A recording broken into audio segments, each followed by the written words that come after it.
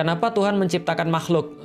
Kalau di dalam Al-Quran ini, liya'budun, supaya makhluk itu bisa beribadah kepadanya. Pertanyaannya muncul lagi, kalau misalnya nggak menciptakan makhluk, apakah Allah jadi kurang kalau nggak ada yang beribadah? Nggak ada. Yang jelas Allah menciptakan makhluk bukan untuk bermain-main, tapi Allah menciptakan makhluk untuk beribadah kepadanya, dan Allah menjanjikan padanya balasan ketika dia bisa beribadah. Nah, kalau begitu ditanyakan lagi, kalau gitu ngapain Allah menciptakan makhluk kalau dia bisa berdiri sendiri? Ini pertanyaan filsafat. Pertanyaan filsafat yang tidak produktif yang sudah saya sampaikan. Jadi gini, teman-teman sekalian, hati-hati dengan pertanyaan yang salah, karena pertanyaan yang salah tidak akan pernah membuat jawaban yang benar. Pertanyaan itu harus kemudian benar baru bisa menghasilkan jawaban yang benar. Pertanyaannya adalah, coba lihat, kenapa kita menanyakan sesuatu yang sudah jelas? Pertanyaannya bahwa manusia sudah ada di dunia itu sudah jelas sekali, sudah nyata. Dan yang kita bahas adalah bagaimana cara kita selamat daripada dunia ini. Menanyakan kenapa Allah kemudian yang membuat manusia, itu sampai pada satu titik di mana kita menjadi ragu justru dengan segala macamnya, atau mencampur adukkan pembahasan antara kemahanan Allah dan aktivitas manusia kayak tadi.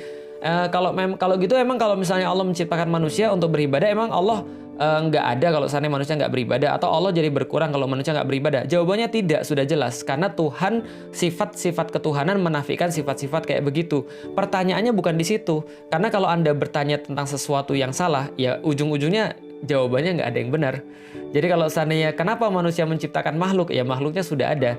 Dan kalau misalnya mau jawaban yang lebih jelas selain illa liya'budun, kecuali untuk beribadah pada Allah, nanti setelah kita selesai di dunia ini, jumpa dengan Allah, kalaupun itu jumpa insya Allah, nah kita bisa tanya dengan jelas. Tapi yang pengen saya arahkan pada teman-teman sekalian, hidup ini harusnya produktif. Jangan sampai kita mempertanyakan sesuatu yang itu sudah salah dari awal dan tidak akan ada jawaban yang benar. Tapi memproduktifkan hidup ini adalah dengan cara bagaimana caranya kita punya starting point nih.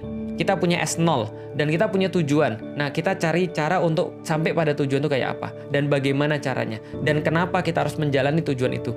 Tapi bukan bertanyanya sesuatu yang bersifat ya kayak tadi, kayak gini, adalah bersifat sesuatu yang sampai batas pemikiran kita nggak bisa lagi untuk pergi ke sana. Nah, itu kemudian kita harus membatasi dari hal-hal kayak gitu. Makanya kan dikatakan di dalam salah satu hadis, bertanyalah tentang bagaimana Allah itu punya ciptaan.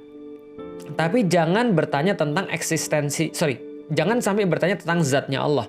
Termasuk bertanya tentang zat Allah adalah perkara-perkara yang kayak seperti ini. Allah itu, contoh misalnya, Allah itu nanti zatnya kayak apa? Cair, padat, atau gas, atau beristiwanya seperti apa dan segala macam. Nah, ini agak membuat kita jadi nggak produktif karena kita akan larut dalam perdebatan sehingga kerjaan-kerjaan kita yang harusnya kita kerjakan malah nggak dikerjakan, gitu ya. Jadi kalau saran saya, belajarlah tauhid, belajarlah iman dari orang-orang Muslim, jangan dari orang-orang yang filsafat.